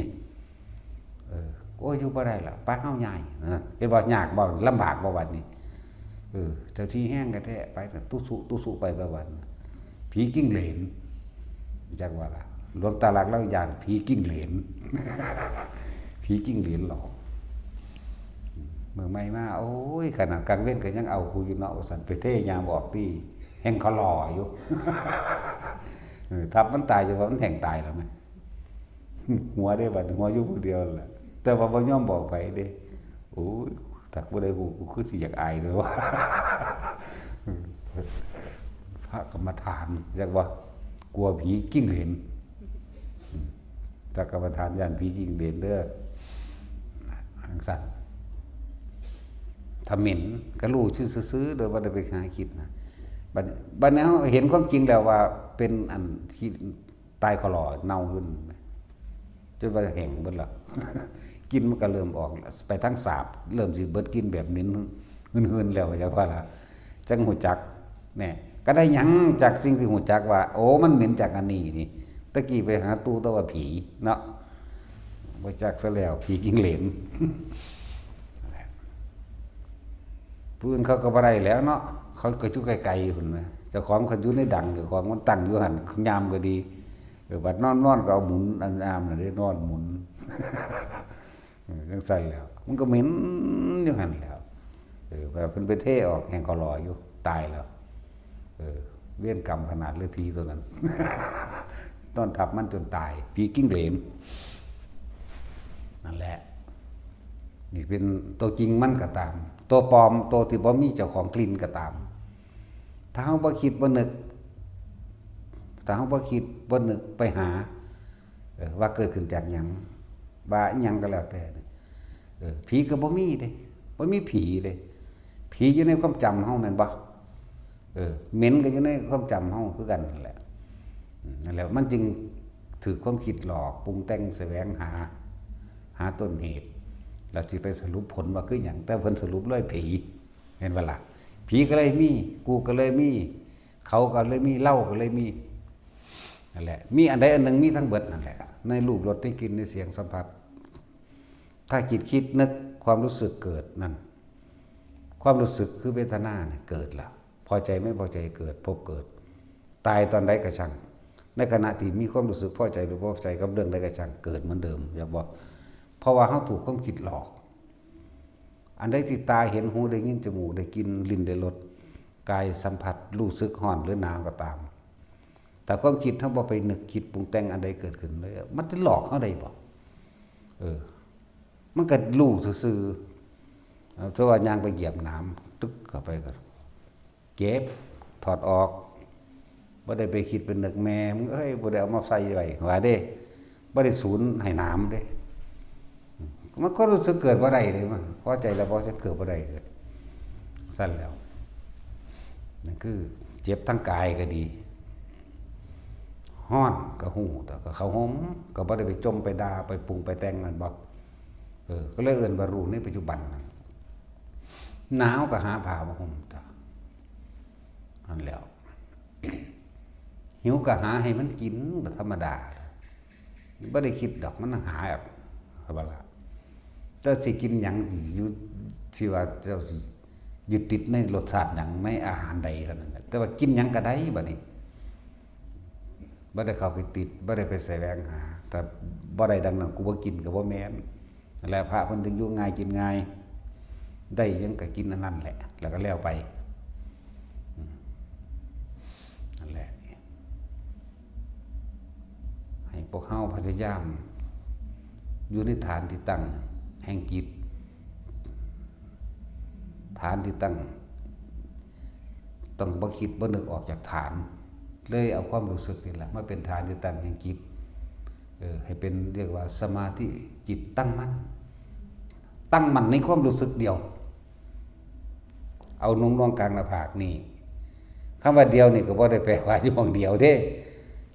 ความรู้สึกในกายเดียวอยู่นี่ก็ช่างกลางหน้าผากก็ช่างหัวก็ช่างอกก็ช่างลมก็ช่างแต่ใครผู้ใดสงสัยอันใดอันหนึ่งสมมุติว่ามันได้เผลอคิดไปแล้วถูกความคิดหลอกไปแล้วตัดลมหายใจก่อนเข้าใจบ่กลับลมมาลมหายใจเป็นอันดับที่1ลมหายใจน่ะเป็นบาทเป็นฐานทุกสิ่งทุกอย่างกับลมหายใจน่ะเป็นบาทเป็นฐานแม้การมีชีวิตอยู่ของเฮาเองก็อาศัยแต่สิเอิ้นว่ากินเอิ้นว่าอาหารมันกินลมมากที่สุดเด้ร่างกายนี่แม้ว่ามันบ่ได้กินข้าวเบิดมื้อเบิดเว้นเด้กินลมนี่ได้เบิดมื้อเบิดเว้นแม่นว่าซั่นลองให้มันอดบางจัก5 นาทีบ่รู้มันบ่ตายหรอกเนาะนั่นแล้วแต่เมื่อเกิดฮอดมื้อตายบางคนบ่รู้จักเลยว่าเจ้าของหายใจเนาะนี่แหละจังว่าธรรมะคือความจริงที่พระพุทธเจ้าเฮานำออกมาแสดงมันมีค่าสูงยิ่งกว่าอย่างอื่นอีกแม่นบ่ล่ะถ้าผู้ใดบ่เห็นค่าของมันก็ไปโลดไปเห็นค่าของเงินของทองเห็นค่าของยศถาบรรดาศักดิ์ลาภสินเงินทองความร่ำความรวยต่างๆเอาไปเถิดหน้ามันถูกกินหลอกเวียนว่ายตายเกิดอยู่บ่หันแหละจมอยู่ในโลกอันนี้แหละจากบัดเที่ยวเกิดเที่ยวตายอยู่ได้ดีแหละนั่นแหละมนุษย์เป็นสัตว์ที่ฝึกได้เฮาเป็นหยังคือบ่ฝึกเฮาเป็นหยังคือบ่ตั้งใจเอาในตัวเฮาเองก็รู้อยู่แล้วสัตว์โลกเป็นตามกรรมการกระทำสิ่งใดย่อมเกิดผลแก่เฮาเองเป็นผู้กระทำเองเลยเฮาคือบ่ตั้งใจกระทำกรรมฐานอันนี้อยู่ในฐานที่ตั้งให้จิตนี่ให้มันเกิดเป็นสมาธิเมื่อให้มันตั้งมั่นถ้ามันตั้งมั่นก็เพื่อสิสังเกตความคิดเจ้าของนั่นแหละบ่ให้ความคิดหลอกอีกต่อไปกูสิตั้งมั่นอยู่กลางหัวกลางหน้าผากนี่กูจะตั้งมั่นอยู่ในลมหายใจนี่กูตั้งมั่นอยู่ท่ามกลางอกนี่แล้วแต่มันสิไปอยู่หม้องใดอยากว่าล่ะความรู้สึกนั่นเอิ้นว่าจิตหนึ่งก็ใช่เอิ้นว่ารู้ก็ใช่แต่รู้สึกนี่แหละโดยไม่ให้ความคิดหลอกไปได้ความรู้สึกจึงมาเกิดขึ้นในความพอใจและไม่พอใจเกิดขึ้นไม่ได้กับรูปรสกลิ่นเสียงสัมผัสกระทบทางกายอารมณ์ความรู้สึกพอใจไม่เกิดมาได้พบมันก็ดับรู้ก็รู้ก็เลยเอาตัวรู้สึกโตมาอ่านไว้จากบาละและเฮ็ดไปเรื่อยๆจะไปถามว่าแต่ผลมันเนาะส่วนมากมีแต่สิเอาผลมันเดี๋ยวจะเป็นผู้วิเศษเถอะนาผู้เลิศผู้ฤทธิ์เพิ่นตายไปแล้วล่ะยังไปก็เลยเนาะพระโมคคัลลาเพิ่นก็เลิศฤทธิ์ตัวเนาะตายแล้วเด้ล่ะเขาขาพร้อมเด้เรียกว่าล่ะเขาขาตายเด้นั่นจั่นล่ะอันนี้สิเว้ามานี่เว้าเพื่อว่าให้เฮาไปสนใจในฤทธิ์เดชต่างๆพวกเฮาสิได้อย่างชาติหรือบ่ได้ชาติก็ซั่นถ้าเฮามีตัวหนึ่งเด้อสัมมาทิฏฐิความเห็นตรงถูกต้องตามความเป็นจริงนี่มันเป็นสมาธิแหละเด้พวกเจ้าเฮาสิบ่แวกออกหนึ่งเฮาสิถือเอาเฉพาะพระรัตนตรัยพระพุทธเจ้าแล้วก็พระธรรมที่พระพุทธเจ้านำมาแสดงเชื่อกรรมเชื่อผลของกรรมตามความเป็นจริงนั่นน่ะพระสงฆ์ก็เฮาเองนี่แหละจักว่าล่ะนั่นแหละสัมมาทิฏฐิคือเห็นตามความเป็นจริงได้แล้วสัมมาสังกัปโปนี่มีความดำริตามความเป็นจริงคือคิดในขณะที่ตายเห็นหูได้ยินในปัจจุบันเข้าใจบ่อันใดที่ไม่จริงเขาก็ปัดออกเขามาคุยให้เฮาเรื่องดวงดีจังสั่นดวงดีแบบนี้ไปดูดวงบ่ไปสะเดาะเคราะห์บ่เฮาบ่สนใจความคิดเฮาสิปัดออกทันทีอยากว่าเฮาสิเชื่อว่าการกระทำของตนเท่านั้นเนี่ยแล้วเขาก็ถือเอาเฉพาะคำสอนพุทธเจ้าเลื่อนว่าเอาธรรมเป็นใหญ่ไปเลยเอาความจริงเป็นใหญ่ไปเลยนั่นแหละสัมมาวาจากัมมโตอาชีโวสัมมาสติเข้าใจว่าสติมันก็พิจารณาแล้วไต่ตองในความผิดความถูกในความเป็นจริงหรือบ่จริงนั่นแหละบัดใดสุดท้ายเราเป็นสัมมาสมาธิเอง จิตตั้งมั่นเองนั่นแล้วนี่แหละก็ว่าการที่ว่าได้เข้าถึงความจริงมันมีตั้งหลายอย่างเลยแสดงธรรมคนที่บ่ทันได้บรรลุธรรมแต่ว่าเพิ่นเป็นผู้มีความจำพระไตรปิฎกหลายๆแสดงไปแสดงมาบรรลุอรหันต์เลยก็มีนี่บรรลุด้วยการแสดงธรรมบรรลุด้วยการฟังธรรมนี่ฟังอยู่เดียวนี้แหละก็มีบรรลุด้วยความเห็นตรงนี่อธิบายอยู่เมื่อกี้นี่ความเห็นตรงทิฏฐิถูกต้องตามความเป็นจริงกับสิ่งที่พระพุทธเจ้าสอนกับความจริงอย่างบัดมันไม่สงสัยอย่าว่าลาบัดมันบ่สงสัยมันบ่ความคิดบ่ไปหาผิดหาถูกอีหยังกับมันเพราะมันบ่สงสัยแล้วอย่างว่าทัดลงไปตามกรรมปุ๊บนี่มันบ่สงสัยอีกแล้วมันบ่คิดอีหยังไปมากมันก็เป็นสัมมาสมาธิอย่าว่าล่ะนี่เป็นสัมมาสมาธิแล้วมันก็เป็นสัมมาญาณก็เป็นสัมมาวิมุตติอันตัวพวกเราจากว่าล่ะพูดแล้วมันธรรมดาบ่มันก็บรรลุของปั้นเราเองเพราะจิตเฮาบ่คิดบ่นึกคำตอบมันมีแล้วจากพระธรรมคำสอนที่พระพุทธเจ้าเลี้ยงไว้ให้มันเลยบ่คิดอีกแต่ดำเนินชีวิตไปโดยพึ่งตนพึ่งความจริงพึ่งตนพึ่งธรรมความเห็นอันอื่นๆที่เกี่ยวกับสะเดาะเคราะห์เกี่ยวกับเชื่อแนวอื่นบ่มีเลยนั่นแล้วแต่ว่าพวกเขาเฮ็ดไปเถอะแม่นว่ากูคือบ่เห็นหยังคือเขาบ่ต้องไปอยากเห็นไอ้พวกเห็นแล้วประสาทหลายมันยากนำพวกเห็นนั่นแหละเข้าใจว่าล่ะเมื่อยากนำพวกเห็นแล้วพวกเห็นนั่นแหละมันจะเอายืนยันเท็จจริงพิสูจน์มันมาเถียงกูอยู่เดี๋ยวนี้ก็เลยพระพุทธเจ้าบอกผมเด้พุ่นน่ะเมื่อนั้นหลวงตามาสอนแนวนั้นหลวงปู่มั่นสอนแนวนั้นเมื่อนั้นพระกัสสปะสอนนั้นมันเลยบ่ฟังเฮาเพราะว่ายังรุ่นนั้นมีแต่รุ่นใหญ่ๆจังว่าล่ะมันเลยบ่ฮู้จักละความคิดมันถูกความคิดหลอกหลอกจากสิ่งที่เห็นที่ได้ยินได้ฟังเห็นบ่นี่นิมิตหลอกจริงๆนิมิตบ่หลอกแต่ของนั่นแหละไปหลอกกับของเองว่ารู้อย่างว่านี่ไม่เพิ่นสิเว้าหวังได้ก็สร้างเฮาเห็นหลายตัวแต่เฮาก็บ่เข้าไปยึดเอาได้ล่ะอันเว้ามาน้อยๆนี่คือได้บวชกับเพิ่นซื่อเด้นี่จริงบ่จริงก็สร้างบ่ได้ไปตัดสินกับไผว่ากูจริงอยากบ่ล่ะ3,584,392 พระพุทธเจ้านี่เขาบวชนำได้นี่เอหิภิกขุอุปสัมปทาเธอจงเป็นภิกษุมาเถิดได้นี่มันยังมันนั่งขมออยู่เพราะว่าคือความคิดหลอกเขาจะว่าจักนั่งขมอว่าเดี๋ยวนี้นั่งขมอเว้าอยู่เดี๋ยวนี้แหละสักหน่อยสูงขึ้นแล้วเอาดังขึ้นหายคนเดียวบัดนี้โอ้ยพวกบ่มีสมองหายแล้วนั่นแล้วพวกเฮานั่นน่ะต้องทำจิตให้ตั้งมั่นให้ได้อยู่ในฐานที่ตั้งให้จิตคนที่อยู่หน้าผากก็อยู่หน้าผากคนที่อยู่กลางหัวก็อยู่กลางหัวคนที่อยู่กลางอกก็กลางอกเด้อกลางอกนี่กว้างๆดอกเป็นความรู้สึกกว้างๆโล่งๆกว้างๆอยู่ในลมหายใจก็อยู่ไปมันสิมีตะกอนลมดอกอยู่ในนี่ให้จักบ่ล่ะหากว่าเป็นก้อนขลอเป็นม้วนๆแห่งลมมันแหละไปจังซั่นแล้วแม่นอีหยังมากกระทบรูปรสกลิ่นเสียงมากกระทบมันบ่คิดบ่นึกแหละความคิดก็หลอกจิตบ่ได้แต่มันนี่ตะรู้ซื่อๆรู้แล้วทิ่มเนี่ยเฮาบ่ได้ทิ่มพร้อมเด้รู้แล้วละเขาก็บ่ได้ละอีก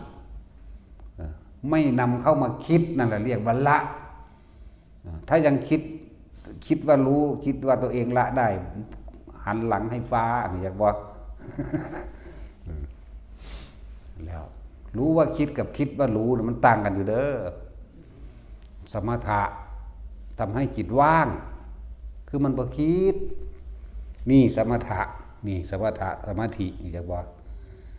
สมถะภาวนาแล้วก็เป็นจิตตั้งมั่นหรือเรียกว่าสมาธิมันจิตตั้งมั่นที่แล้วเรียกว่าสมถะทำให้จิตว่างวิปัสสนาคือเห็นสิ่งทั้งหลายทั้งปวงมีความเกิดขึ้นแล้วก็มีความดับไปเป็นธรรมดาทำให้ว่างจากจิตหมายถึงว่างจากความคิดใช่บาลบาท ศูนย์อีกเด้